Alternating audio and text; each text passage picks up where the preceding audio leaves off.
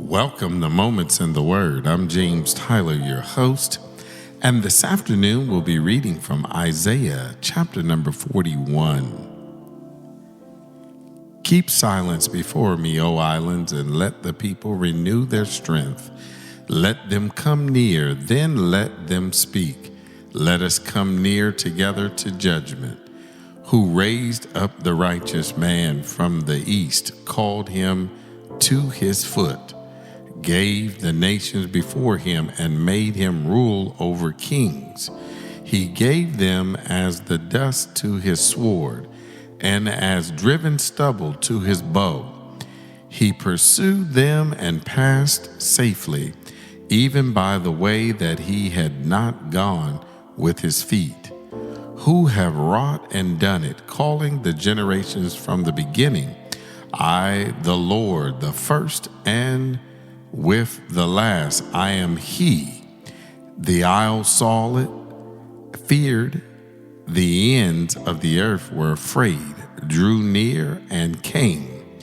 They helped everyone his neighbor, and everyone said to his brother, Be of good courage. So the carpenter encouraged the goldsmith, and he that smootheth with the hammer, him that smote the anvil, saying, It is ready for the soldering. And he fastened it with nails, that it should not be moved. But thou, Israel, art my servant, Jacob whom I have chosen, the seed of Abraham my friend.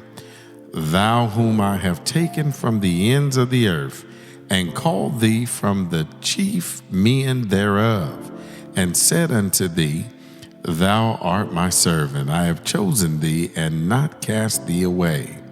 Fear thou not, for I am with thee. Be not dismayed, for I am thy God. I will strengthen thee, yea, I will help thee.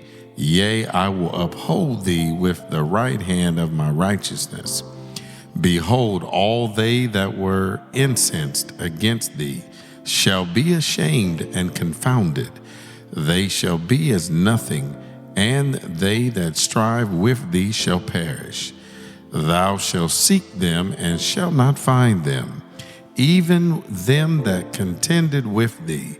That they war against thee shall be as nothing, and as a thing of naught. For I, the Lord thy God, will hold thy right hand, saying unto thee, Fear not, I will help thee. Fear not, thou worm Jacob, and ye men of Israel, I will help thee, saith the Lord, and thy Redeemer, the Holy One of Israel. Behold, I will make thee a new sharp threshing instrument, having teeth. Thou shalt thresh the mountains and beat them small, and shalt make the hills as chaff. Thou shalt fan them, and the wind shall carry them away, and the whirlwind shall scatter them. And thou shalt rejoice in the Lord, and shall glory in the Holy One of Israel. When the poor and needy seek water, and there is none, and their tongue faileth for thirst, I, the Lord, will hear them. I, the God of Israel, will not forsake them. I will open rivers in high places, and fountains in the midst of the valleys. I will make the wilderness a pool of water, and the dry land springs of water. I will plant in the wilderness the cedar, the shittim tree, and the myrtle, and the oil tree. I will set in the desert the fir tree, and the pine and the box tree together, that they may see and know and consider and understand together that the hand of the Lord have done this, and the Holy One of Israel have created it. Produce your cause, saith the Lord. Bring forth your strong reasons, saith the King of Jacob. Let them bring them forth, and show us what shall happen. Let them show the former things, what they be, that we may consider them, and know the latter end of them, or declare us things for to come. Show the things that are to come hereafter, that we may know that ye are gods. Yea, do good and or do evil, that we may be dismayed and behold it together. Behold, ye are of nothing, and your work of naught. An abomination is he that chooseth you. I will have raised up one from the north, and he shall come. From the rising of the sun shall he call upon my name, and he shall come upon princes as upon mortar, and as the potter treadeth clay, who have declared from the beginning, that we may know, and before time, that we may say he is righteous. Yea, there is none that showeth. Yea, there is none that declareth. Yea, there is none that heareth your words. The first shall say to Zion, Behold them, and I will give to Jerusalem one that bringeth good tidings.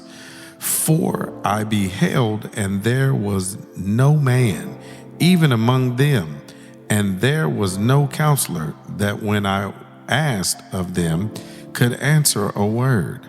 Behold, they are all vanity, their works are nothing. Their molten images are wind and confusion. As we turn and we look at the context of this text here, we see that it is a powerful chapter filled with reassurance of God's presence, strength, and sovereignty.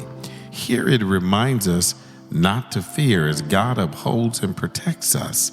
Another thing to see is one of the verses that points out in verse 10, So do not fear, for I am with you. Do not be dismayed, for I am your God. I will strengthen you and help you. I will uphold you with my right hand. This verse here challenges us to trust God's unwavering support, especially in moments of uncertainty or difficulty. So we must encourage each other to reflect on this truth during moments of fear and let it remind you that you're not alone. When faced with anxiety or a daunting task, take a moment and pray, asking God for guidance and strength, replacing worry with gratitude for his promises of help and support. Also, this chapter shows God's power over nations and history.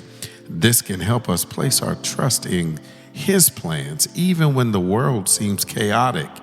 If you and I feel overwhelmed by global events and personal challenges that is happening before our eyes today in 2025, remind ourselves that God is in control. Meditate on his sovereignty and seek his wisdom to navigate through life's uncertainties.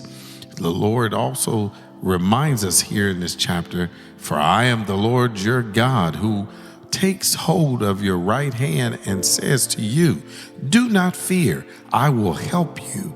This is a call to lean on God's promises for victory over our struggles.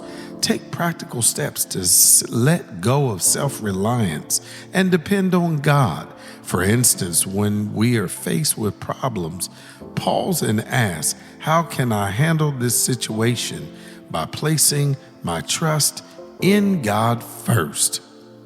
And just as God reassures his people, we're called to reflect that same spirit of encouragement and kindness.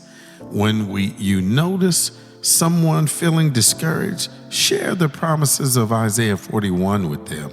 Be a reminder of God's presence in their life. This chapter also invites us to choose faith over fear, no matter how challenging life may be.